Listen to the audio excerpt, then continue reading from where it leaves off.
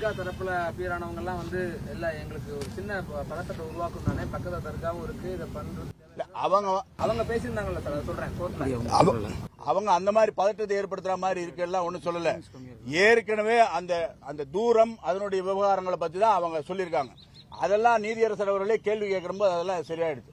அந்த மாதிரியான எந்த விதமான இதுவும் கிடையாது சார். நானும் சொல்றேன், நீதியரசர் 10 பேரோட போங்க, யார் பெட்டிஷனர்ஸ் பிளஸ் 10 பேர் போங்கன்னு தானே சொன்னாங்க. நாங்க எல்லாரும் போகணும்னு சொல்லலையே. நீங்க அதே பாதுகாப்பு கொடுத்து கொண்டு போய் ஏற்ற வேண்டியதானே. நம்முடைய சகோதரர்கள் எத்தனை பேர் உழைச்சிருக்காங்க, அதுக்காக மிகப்பெரிய அளவில் பண்ணிருக்காங்க, அதெல்லாம் கூட்டிட்டு போய் ஏற்றி விட வேண்டியதுதானே. இதுல யாருக்கு என்ன பிரச்சனை இருக்கு? பிரச்சனைக்கு உள்ள ஒரு இன்டென்ஷன் இருக்குது, அஜெண்டா இருக்குது, அந்த விஷயமா இருக்கு. அதனால மேலும் அடுத்த அந்த அமர்வினுடைய விஷயங்களுக்காக இது பண்ணிட்டு இருக்கோம். கூடிய விரைவில் முக்கியமான நபர்கள்லாம் உட்கார்ந்து இதனுடைய அடுத்த கட்ட நடவடிக்கை பத்தி நாம யோசிக்க போறோம். உங்களுக்கு டெக்னிக்கலா ஏதாவது வேணும்னா நம்ம வழக்கறிஞர்கள் இருக்காங்க, அவங்க சில விஷயங்கள் சொல்லுவாங்க, தேவைதான் நீங்க கேட்கலாம். மாண்புமிகு இரு நீதிபதிகள் கொண்ட அமர்வு இன்று நேற்றைய திரு ஜி.ஆர். சுவாமிநாதனுடைய இடைக்கால உத்தரவிற்கு மேலே பிறப்பிக்கப்பட்ட லெட்டர்ஸ் பேட்டன்ட் அப்பீல் அதனை விசாரித்து தீர்ப்புக்காக ஒத்தி வைத்திருந்தார்கள். இன்றைய சூழலிலே இப்பொழுது நீதிபதிகள் இருவரும் அந்த தீர்ப்பை பிறப்பித்துள்ளார்கள். திரு நீதிபதி ஜி.ஆர். சுவாமிநாதன் அவர்கள் பிறப்பித்த உத்தரவை அப்படியே முழுமையாக உறுதி செய்துள்ளார்கள்.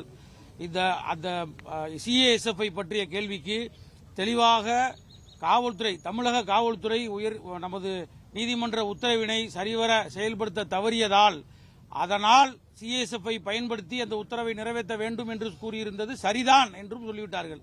அதுல எந்த இதுவும் கிடையாது, சரின்னு சொல்லியிருக்காங்க. இவங்க வந்து தொழில் பாதுகாப்பு படையினர் தான் நீதிமன்ற காவலுக்கு இல்ல, அதை பொறுத்த மட்டும் எக்ஸ்ட்ராடினரி சர்க்கம்ஸ்டான்சஸ்ல இந்த மாதிரியான இல்ல sir. In cases of extraordinary ஜூரிஸ்டிக்ஷன்ல இன்னும் ஆர்டரோட காப்பி முழுசா நமக்கு வெளியே வரல. அவங்க என்ன ரீட் பண்ணாங்களோ ஆபரேட்டிவ் போர்ஷன் மட்டும் தான் அவங்க ரீட் பண்ணாங்க. அந்த ஆபரேட்டிவ் போர்ஷன்ல நம்ம என்ன சொல்லணுமோ நம்ம சொல்லியிருக்கோம்.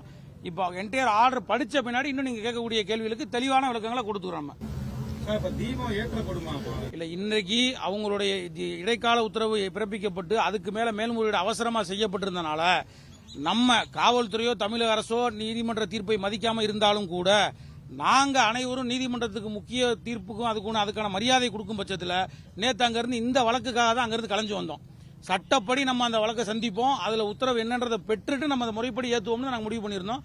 இன்னைக்கு நீதிபதி ஜி.ஆர். சுவாமிநாதன் அவர்கள் பிறப்பித்த உத்தரவு முழுமையாக உறுதி செய்யப்பட்டுள்ளது. அப்படின்றனால இப்ப திருப்பி அவருடைய கண்டெம்ட் ஃபார் கம்ப்ளைண்ட்ஸ் சொல்லி மத்தியானம் பட்டியலிடப்பட்டிருந்துச்சு.